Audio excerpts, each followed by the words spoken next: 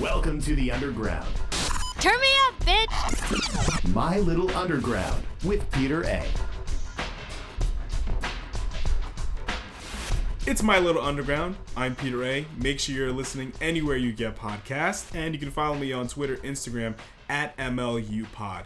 You can check out my website as well, peteraradio.com, to sign up for my monthly email, My Little Underground newsletter. You can also check out the first episode of my Mixcloud show, Peter A Radio, and my wrestling podcast with my brother Smiley Arriaga, The Wrestling Caucus. We're putting out a brand new episode tomorrow. Now today on My Little Underground, we have Malcolm Smith, podcaster and TV writer and producer.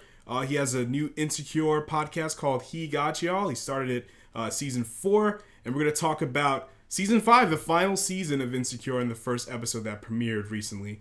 And he has a new TV series coming in February 22 called Butch Queen Energy, BQE for short, and he gives me some exclusive details on the new series. So get to know Malcolm Smith and his podcast and his new TV show right here on My Little Underground.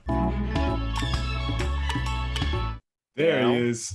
Yep. Okay, fantastic. Because listen, if this didn't work out, I wasn't going to tell you. I was like, I'm not that good at tech support. Yeah, there's no IT is way What's up? Off the clock. Oh, please. Yeah, not even a question. I've been admiring your wall. Let me just... Yeah. Thank you. I started collecting these, and I was like, when I get a coffee table, I'm going to put them on a coffee table. And then it's like, well, you can't really see. I'm going to just like tilt it up. So it goes a little... Right. And I was like, I can't fit all of these on a fucking table. That's not going to work. No. So this was my next best option. They look way better on the wall. I think that's cool. They do. No, that's not going to work. That's not going to work. Yes, thank you. Yeah. I appreciate it. Oh, gosh, I'm tired. Yeah, I hear you. What's up? You know, man. It's all about you today. I He feel got part you. of me wants to just say your professional things. Why is my internet connection unstable? Am I going in and out? No, for a little bit. Right now, you're okay. What do you got? You got Spectrum, Verizon? Spectrum. No, I have Optimum. Oh, see? Yeah, I've been hearing a lot of shoddy things about Optimum. Yeah, I used to have Fios, but not anymore. Yes, because I mean, this is not an ad, but Fios was really holding it down for me. Yeah. It's holding it down for me too. Like a year and change doing podcasts over Zoom. Fios has been holding it down for me. No issues here. Right. Yeah. Yep. But no, Spectrum hates me, and that's not Spectrum. Optimum hates me, and that's fine. Yeah. But you know what I noticed? Like the past 6 or 7 years you've been in podcasting with Fully Loaded, and then you're doing He Got Y'all, but Fully Loaded has been pretty inactive, and He Got Y'all is pretty much a limited series because you started season 4 of Insecure, and now we're in the last season. So you don't seem to be all that connected with the podcasting medium. So tell me your thoughts and your experiences interacting with this podcasting thing. Yo, so here's the thing, right? So I will be fully transparent. I don't know what happened to Fully Loaded. One day we were just like, we're not gonna record this week. We'll pick up next week. And then next week never really happened. But the fact that you just said 7 years is kind of wild to me because in my mind, I don't think about this on a timeline. So I'm like, oh shit, 7 years. That's kind of a long time. Yeah, I mean, my love of podcasting comes from, as we know each other, from radio. So that really is where that was kind of rooted from. I enjoy podcasting, but I enjoy a hot mic more than I do a recorded mic. So podcasting is fun, but there's a different energy that comes from radio that you don't get with podcasting, which kind of makes me to it sometimes. But yeah, I feel you on that. I missed the hot mic, so to speak, but I found a lot of magic with the cold mic. I have a lot more freedom with that cold mic because with the hot mic, you have the FCC and I don't like the FCC. So with the cold mic, forget it. You know, no rules over here. Right. But why did you wait till season 4 of Insecure to start He Got Y'all? Something I would like to call a global pandemic. Oh, that's right. That is the only reason why I started the show. The only reason. So, as we all know, March 2020, everything was like, and cut. Nothing else is happening. Yeah. And for some reason, like right before, not even right before, it was actually, I think that first week of lockdown, before things were like really, really locked down, but it was kind of clear like, oh, we're about to be in this for a while. Something was like, buy a microphone. No reason why. I had no reason to be buying a microphone, but something was just like, buy a mic. So I bought a mic. I also bought a Switch, which I now no longer play, but you know, that was just, I think my spirit was like, we're gonna be bored. We're gonna have to find something to do. So yeah, I bought this mic, and then that was in March. And then when did Insecure premiere? I want to say maybe like April, May. Yep. Somewhere in there. It was like April, May 2020. And I was kind of just like, okay, let's take a stab at this, which I was a little apprehensive about because there's already like an official HBO podcast, Insecure podcast. Shout out to Insecurity, Crystal, Fran, love them. But yeah, so I was like, why should I do this if there's already someone else doing this? And then it's kind of like, well, there's a million brands of toilet paper and people just buy the one that they like. So, you know. That was the same thing with the wrestling caucus with me and my brother. There's a million and one wrestling podcasts, and I guess if some people like Bounty and some people like whatever the other knockoff brand is, you know, whatever, pick your poison. So we just, it's kind of like you, like we've been wrestling fans all our lives. Why not now? It's the best time to talk about exactly. Yeah. So and I don't know if you feel the same way, but I feel like it was also like I feel like you do this show for the listeners, but you're also doing it for yourself in like a selfish kind of way. Like even if no one was listening, I feel like you would still be doing the show. You kidding? Because I feel like it's a right, yeah. Like I feel like it's like it's a personal like outlet or a creative personal outlet, as opposed to like I don't know, somebody that's getting into podcasting for like ad dollars and all of that other stuff, which spoiler alert, people, that rarely ever comes. And if it does, it's usually after a lot of work. So yeah, that game is really like an influencer market, like a lot of other things. You know what I mean? Like everything, every medium with advertising is just like, who's the person that's going to attach themselves to this brand, and then that's about it. So you've teased, you're going to have some people involved with Insecure on the show. Can you provide any insight as what kind of people? You don't have to name names, but like what, like directors, writers. Okay. Sorry, a writer / say that.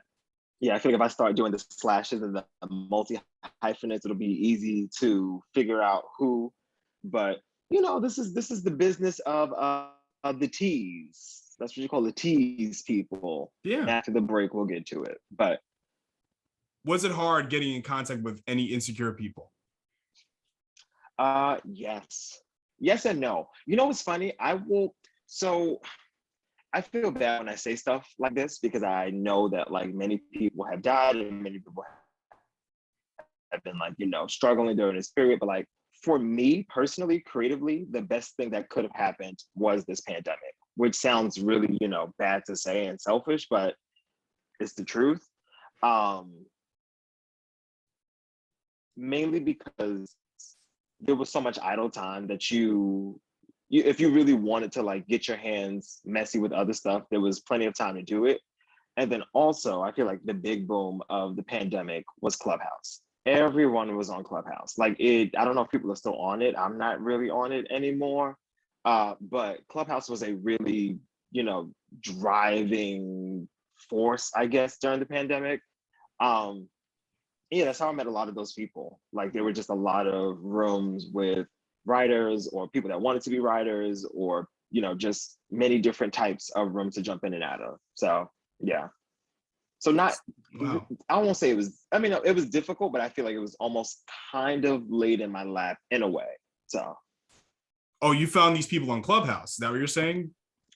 Yeah. So basically, like we would be like in a room or not in a room together, but more or less in a room together. And then generally we'll kind of set up like a webinar or like a Q&A type thing. And then, once you get the mic, you ask your question, but you also pitch your pitch and you kind of hope the person says yes.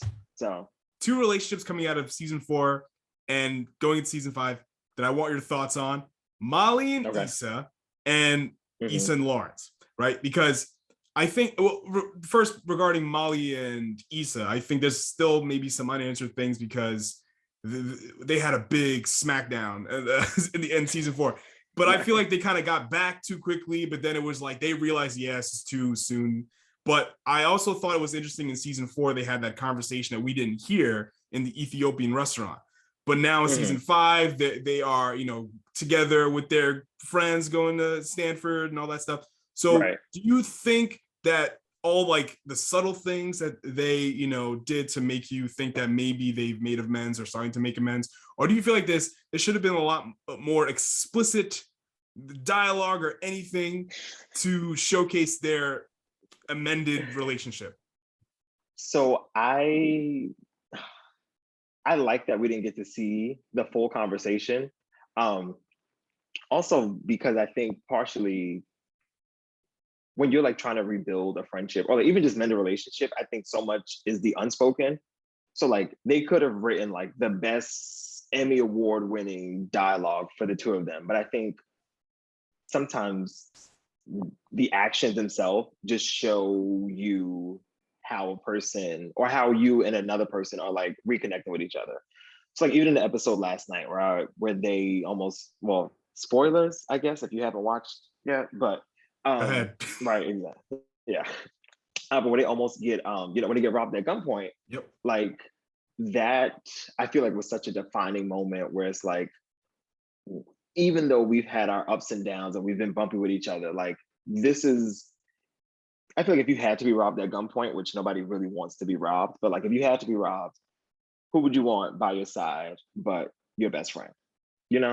So like I see why you would want to see the conversation, but I kind of like that we kind of skirted around it because I think it's implied. Like I think it's, I hurt you, you hurt me, but like let's try to figure this out so that we can move forward in this friendship. Yeah, you know what? Like, I was basically just playing devil's advocate. I actually like the subtle approach that they took because I think there's a whole season to really, bring them together. But I loved at the end of season 4 them sitting in the restaurant and we don't hear what they're saying. I thought that was amazing. But so we'll see because they did have a huge, because it's different. Issa thinks differently. Like in The Sopranos, Carmela and Tony, they had a huge blow up, and then we saw them come back together, and in the test stream episode. So it's just different, but I like what they did. So I can't wait to see how things are going to kind of roll together. So Issa and Lawrence, the kid, the Condola's kid, we don't know what's going to happen there. So them kind of breaking up at the end of the season 5 premiere. So what do you think? Do you think you want to see them together, or do you think are you a Nathan fan? You know what's funny? I was just saying this on the podcast earlier. I'm not team anybody. I'm team stay single and get your life together. Like that's really the energy I'm on. I don't know if I see them getting back together. I think Issa's at a point now where like there's been so many repetitive patterns in her life where I think she's really trying to not be who she was. I was gonna say 5 years ago, but I learned that the show it's only been 2 years since we've watched the pilot. Interesting. Like it's only been 2 years in like Insecure time, right? Which now makes me think, no, I think I still feel the same way. But yeah, I think Issa's just so ready to break out of that repetition that she's been in of like fucking things up over and over. So I hope that she kind of takes some time to herself and doesn't get back with him. But I kind of want all of the characters to be single. I mean, not all, but like Issa and Molly. Or just happy with what they're, or just happy, right? Exactly. And even the creator of the show, well, not the creator, one of the showrunners, Prentice Penny, he was saying that the whole theme of this season is, will I be okay if you know, with just what is. Like if nothing else were to change, like could I be okay with what's happening current day? So And I think that's very relatable to oh, me and to a lot absolutely. of people. And yeah, I can't wait to see what's going to happen with all of that. And it doesn't seem like, oh, we're all going to get married and have kids at the end, which is fine. I can't wait to Yeah. see what's going to Which happen. Yeah. which is fine, but it's also just so cliche. And I feel like what has made this show so special is that it really feels relatable, no matter how good or bad shit gets in these characters' lives. So, like, if somebody were to if someone were to get married at the end of this, I would not be disappointed, but it would feel rushed. I'm not gonna lie, unless it was somebody we already knew, like Andrew or Nathan or Lawrence, but I would like to see Issa single. I really would. Issa seems happy single. She did the block party single. Right. She started block Yeah. single. So she seems to be at Yeah. peace being single. Issa's life is the most fucked up when she has a man. Yeah, That is it's just true. that is the yeah. Anytime Issa's in a relationship is where things get really, really reckless. Yep. Like Lawrence and So Daniel, that was a mess. And even mhm. on her rotation, that was a mess too. You know what I mean? Yeah, that's a rough one to watch. One of my favorite seasons of the show, but Yeah. from like if this was my friend, I'm like, oh, this is you struggling, sis. This is not good. Yeah. So let's talk about your show, BQE, Butch Queen Energy. It's premiering February 2022, Black History Month. I think it's perfect timing. So It's weird. yeah, it is This weird. is weird. Yeah, I've never talked about this. You're the first person I'm speaking about this to in like this capacity. So all right, Interesting. let's go. So Yes. what You get the exclusive. Look all at right, you. all right. So what made you Yes. want to like start a series? Because I know you're a big Whew. TV head, but what motivated Yes. you? Okay, let me put pen to paper. Right. Do you so again, much like He Got Y'all, it was the pandemic. Oh, It was literally sitting in my house for a whole year. And I was like, yo, what the fuck? Like, what am I going to do with all of this free time? Um, so actually the way the idea came about, so I work with like a creative production team. I would tell you the name, but we're trying to change the name to something a little bit cooler. So I don't want to put the name out, the old name out there. okay. But basically, um, me and like two of my creative partners, Essence and Simone, they were like, we should write something specifically for like Instagram, like IGTV. There's an IGTV had like kind of like first kind of popped up. And we were like, let's just like a 15-minute story. We'll put it up there. I was actually going to be called New Year's Eve. It was going to be about some friends on New Year's Eve and, some chaos happening. And then as I started writing it out, I'm really into character. So like I like really flushed out, thought out like solid characters. So once I did all the work of creating the characters, I was like, well, this is a little too big of a world for like a 15-minute short. So I just kind of just took it from there and was like, all right, well, how much can we build this out? And then one episode turned into two, and then two turned into four, and then four turned into seven. And then here we are. So yeah, 7 episodes. They're all like 30 minutes a pop. And yeah, it's giving actual TV comedy series. So I'm excited. When you say TV, do you mean it's going to be a web series or it's going to be on television? Yes.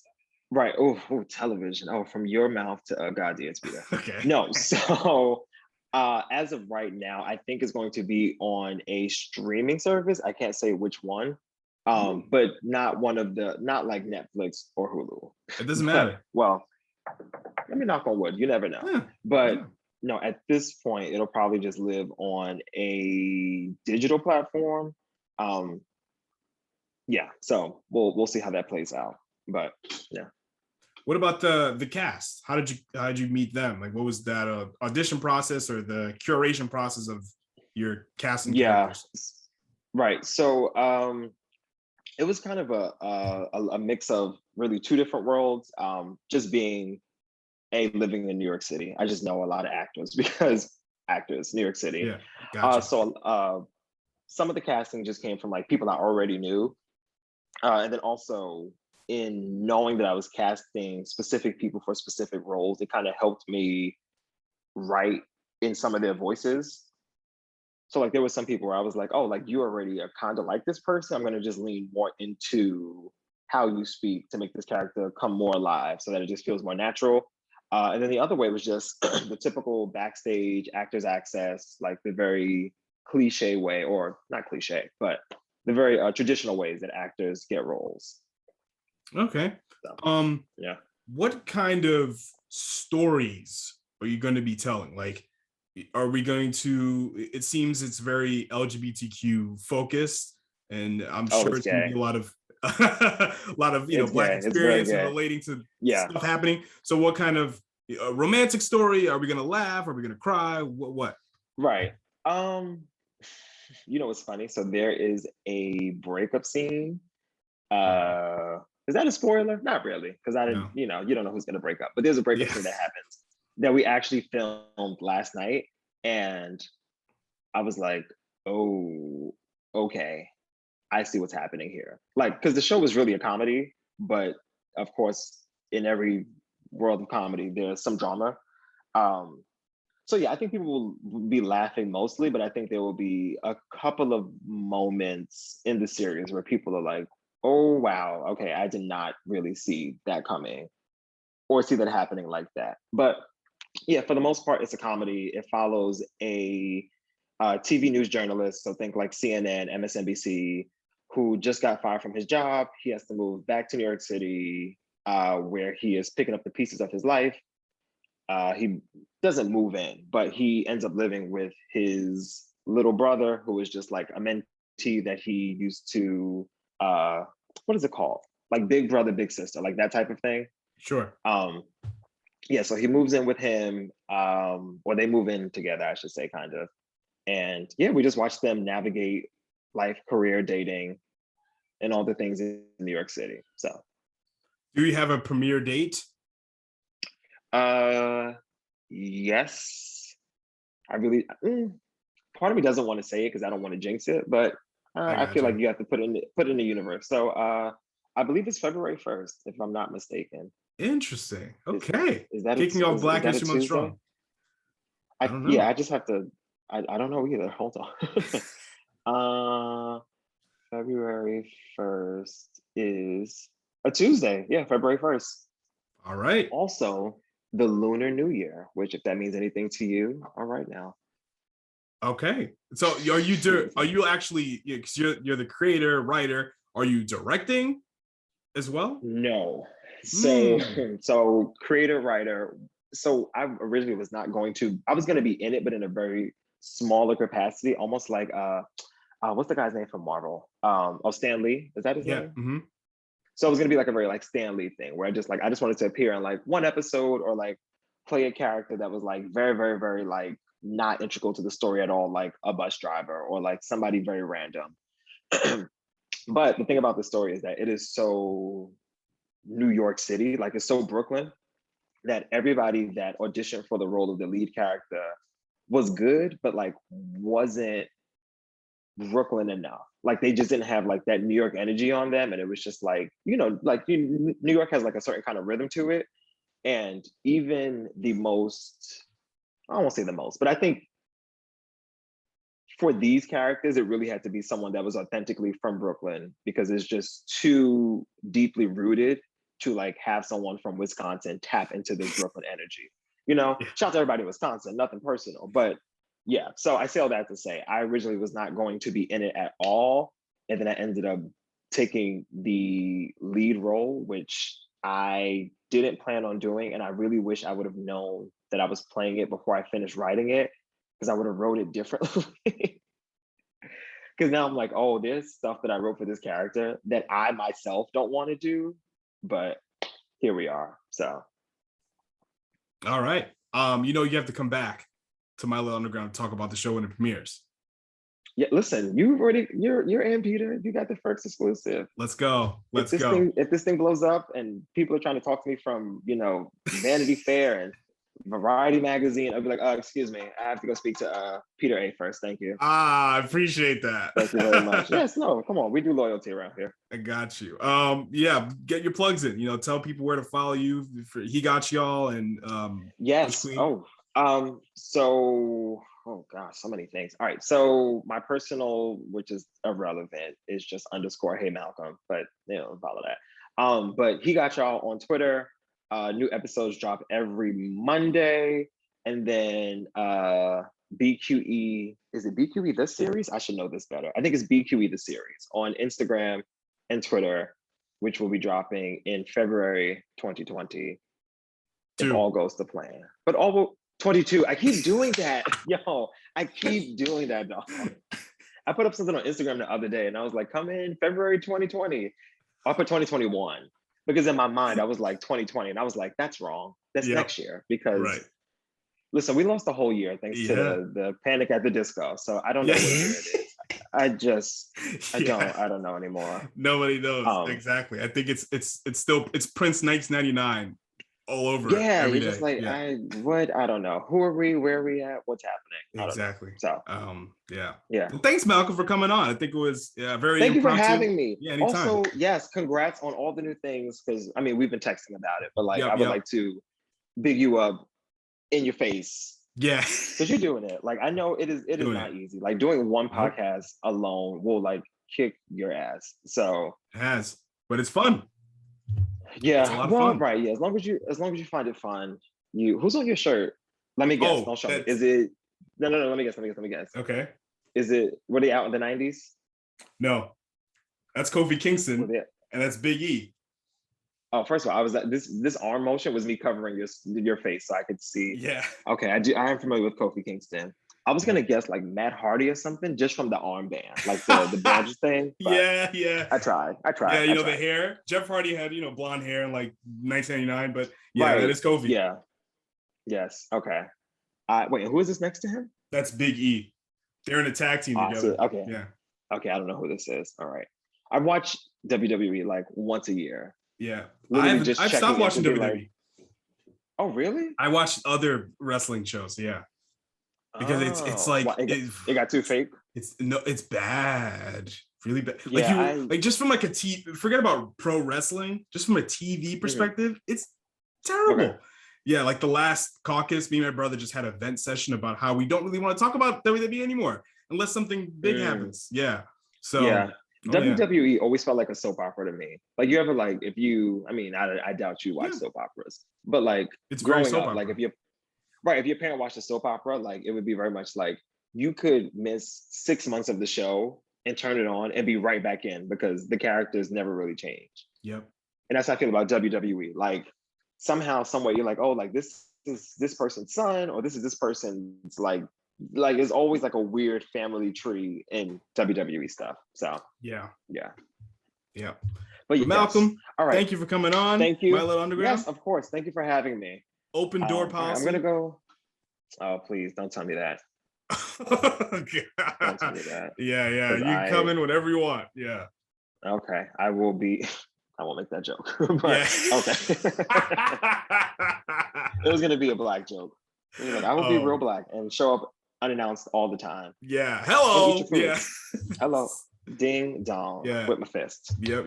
But yes, thank you, Peter. Anytime. All right, man. I'll talk to you. All right. Peace.